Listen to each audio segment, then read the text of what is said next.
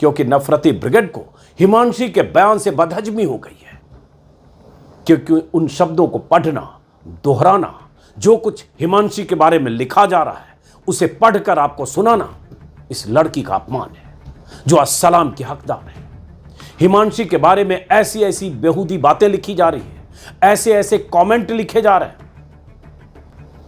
जिसे पढ़कर बहुत अफसोस और दुख हो रहा है। जिस लड़की ने शादी के महज 7 दिन बाद अपने पति को खोया, अपने सामने आतंकियों का शिकार होते देखा, उस लड़की को भी ये लोग बख्शने को तैयार नहीं है। पहलगाम में आतंकी हमले के शिकार हुए नौसेना अधिकारी विनय नरवाल की पत्नी हिमांशी का बयान सुना है आपने? नहीं सुना होगा तो सुन लीजिए। पीपल गोइंग अगेंस्ट मुस्लिम्स और Kashmiris, we don't want this. People going against Muslims or Kashmiris, we don't want this. We want peace and only peace. Of course we want justice. उन्होंने क्या कहा है? अगर नहीं जानते हैं तो जान लीजिए। अपने पति की हत्या के बाद गमों के समंदर में डूबी हिमांशी ने बहुत बड़ा संदेश दिया है, बहुत बड़ी नसीहत दी है। ऐसी नसीहत जिसे देश की जनता तक पहुंचाने की जिम्मेदारी हमारी और आपकी सबकी है। हिमांशी को इस नसीहत की कीमत चुकानी पड़ रही है। उन्हें बुरी तरह से ट्रोल किया जा रहा है। उनके खिलाफ बेहद आपत्तिजनक भाषा का इस्तेमाल करके सोशल मीडिया पर बहुत कुछ लिखा जा रहा है। हमारी तरफ से तो हिमांशी को सलाम है। पहलगाम की बायसरन घाटी में आतंकी हमले के बाद हिमांशी की पहली तस्वीर दुनिया ने देखी थी। किसी भी संवेदनशील इंसान को हिला देने वाली तस्वीर थी। इस तस्वीर को जिसने भी देखा होगा उसकी आंखें गीली हो गई होगी। शादी के महज 1 सप्ताह के भीतर हिमांशी ने अपने सामने अपने पति का कत्ल होते देखा था। बावजूद इसके हिमांशी आज जो कह रही है वो सुना जाना चाहिए। There is one more thing that I want. I do not want any hatred towards anybody. People going against Muslims or Kashmiris, we don't want this.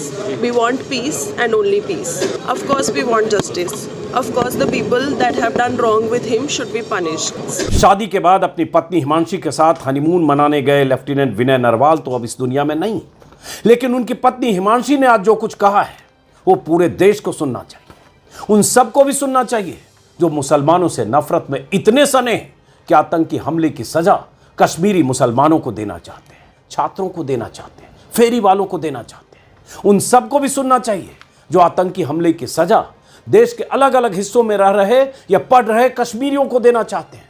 उन सबको भी सुनना चाहिए जो सोशल मीडिया पर दिन रात मुसलमानों के खिलाफ या कश्मीरियों के खिलाफ जहर उगल रहे हैं और हर कश्मीरी को आतंकी घोषित करने में जुटे हैं। दरअसल लेफ्टिनेंट विनय नरवाल के 27वें जन्मदिन पर गुरुवार को करनाल में ब्लड डोनेशन कैंप लगाया गया था।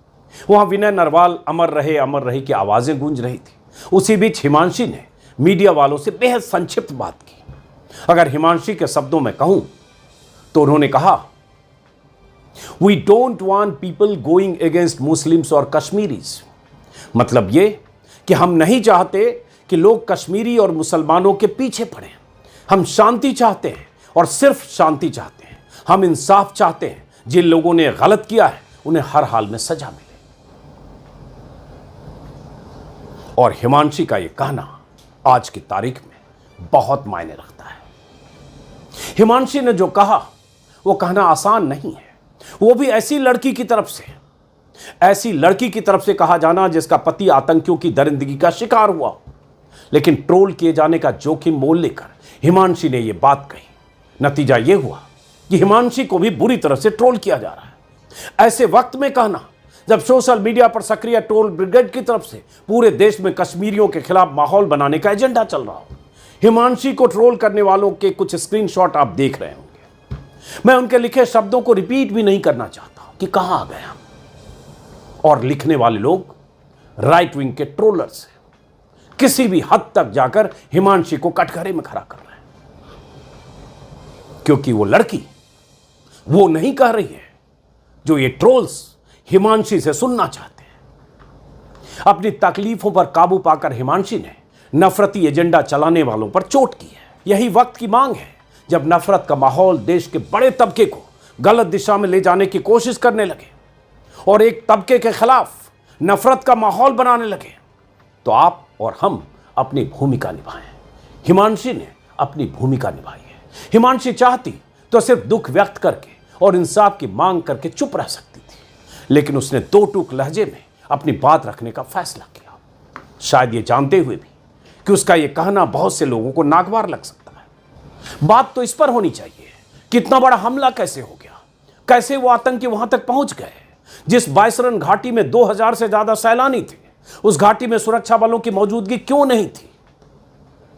सवाल तो यह है कि सिक्योरिटी लैब्स और इंटेलिजेंस लैब्स क्यों हुआ?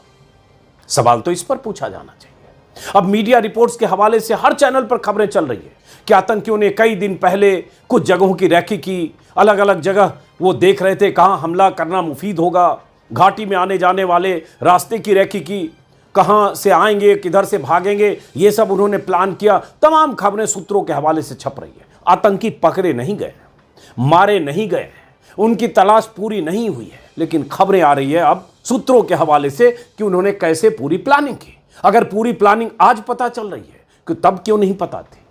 क्यों नहीं खुफिया तंत्रों को पता चला कि सरहद के पार पाकिस्तानी आतंकी लोकल सपोर्ट से या लोकल आतंकी उनके साथ अगर थे तो किस तरह से इतनी बड़ी प्लानिंग कर दी? कितनी बड़ी प्लानिंग करके आतंकी आ गए और सुरक्षा एजेंसियों को पता नहीं चला। टोपी ट्रांसफर की तरह ऑल पार्टी मीटिंग में यह कह दिया गया कि कुछ चूक तो हुई, हम चाहते हैं, हम उम्मीद करते हैं, हमें भरोसा है कि उन आतंकियों को हमारी सेना, सुरक्षा बल के जवान जहां भी होंगे, छिपे होंगे, उनकी तलाश करके उन्हें निकालेगी और उन्हें उसकी सजा मिलेगी, चाहे वो मारे जाएं, चाहे फांसी के फंदे पर लटकाए जाएं। कहीं मिल गए तो शायद मारे ही जाएंगे।